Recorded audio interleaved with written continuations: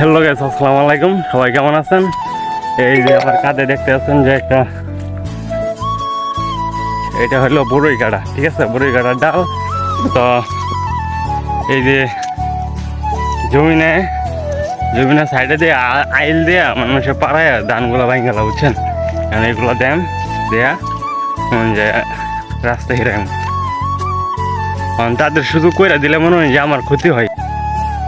আমার মনে হয় যে এরকম ক্ষতি হয়, এটা মনে হয় যে এই দেখাইতেছি দাঁড়ান এরকম ক্ষতি হয়। এটা আপনারা মনে হয় যে বলবেন যে রাস্তায় তো কাটা দেওয়া ঠিক না। হ্যাঁ, তো কাটা দেওয়া লাগে, এটা দিয়ে দেখেন আমি আপনাদেরকে দেখাইতেছি। এই যে ব্যাক ক্যামেরাতে এই যে আমার কতটুক ধান ভাঙছে দেখছেন?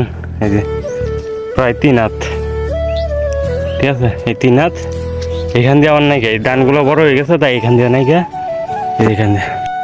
তাই ভাবতেছি এখন কাটা দিয়ে এই রাস্তা ফিরাই, মানুষের যাতে এই দিক দিয়ে চলাফেরা না করতে পারে।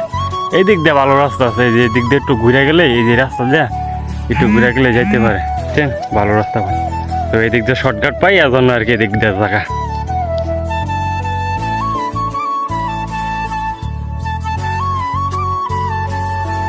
এত টাকা খরচ করে ধান লাগাই, কামলা লইয়া, হ্যাঁ, সার বীজ দিই, ট্রাক্টর ভাড়া দিই, তারপরে ওরা যদি যায় সেইভাবে ধান ভাঙ গেলা, তাহলে এটা ঠিক?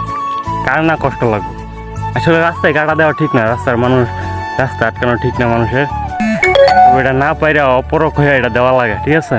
তবে ওই দিক দিয়ে একটু মানে এই যে রাস্তা দেয় একটু মানে একটু একটা ভালো রাস্তা বা একটু লং হয় আর কি, এটাই আর কিছু না। আর এদিক দিয়ে শর্ট রাস্তা, কাজ হয় এদিক দিয়ে জায়গা, বুঝছেন? এর জন্য আর কি এখন এটা দেয়া কাটা দিয়ে বেড়া দেবো, দেওয়ার পরে আর কিছুখানি জ্বালাই না লাগাবো। তো আমি আমার বাসায় বলতেছি, আপনাদের কাছে কেমন লাগতেছে সেটা জানি না। তো এই যে আমার পাশে যে একটা আকারের মানে ধান খেত দেখতেছেন, এই কিছুদিন আগে এটা সব পানি মিশা চলে আসছে।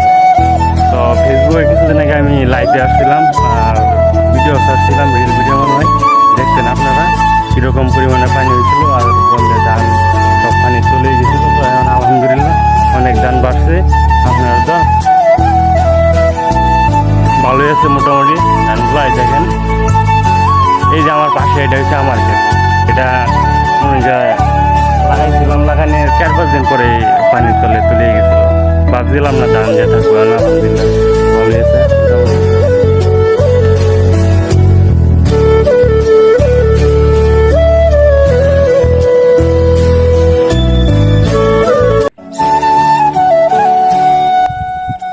তো সবাই পাশে থাকেন, ফলো দেন, লাইক দেন। বাইরগুলো চলতেছে এখন। তো দেখছেন কয়টা বার তুলছি? 3টা বাইর তুলছি, ঠিক আছে। 3টা বাইরের মধ্যে মোটামুটি ভালোই মাছ বাড়ছে। তো এখন এগুলা আবার জ্বালাই না লাগাইতে হইব ওই কোনার থেকে। আচ্ছা, দেখতে থাকেন ভিডিওটা, পাশেই থাকেন, দেখেন।